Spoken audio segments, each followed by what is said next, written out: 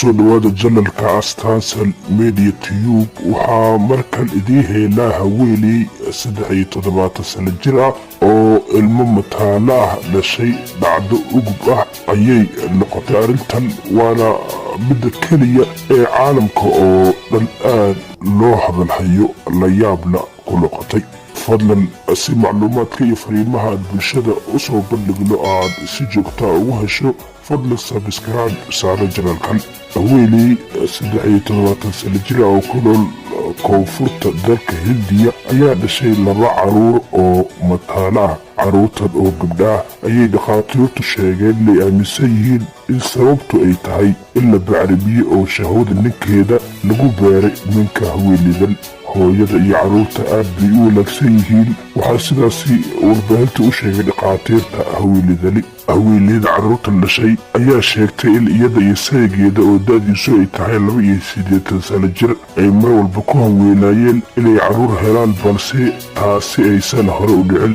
aad baan ugu faraxsanahay ayuu yiri saygeeda oo la hadlay warbaahinta saacado kadib markii ay caruurta dhasheen. hase yeeshee maalin kadib ayaa waxaa ku dhacay xanuun jeexa qalalka ah ama strooga loo yaqaano, waxaana haatan lagu daweynayaa cisbitaalka.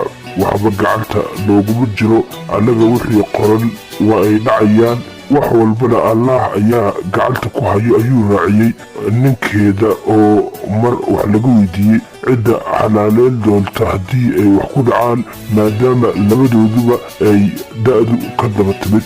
qoyskan ayaa sheegay in dhagahadal badan ay la kulmeen muddadii ay ifkan dul saarnaayeen. lamanahan oo aan horey wax caruura u helin ayaa sheegay in tani ay muhiim u tahay noloshooda, maadaama ay dhagahadal kala kulmeen bulshada ku nool tuulada ay degan yihiin.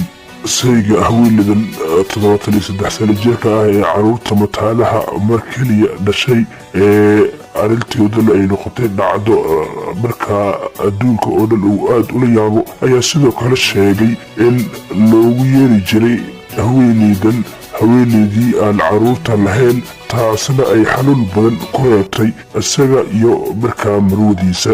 dhowr jeer ayay la isku daynay inaan caruur helno oo dhakhaatiir badan ayaan markaa aragnay, balse nooma aysan suurto gelin.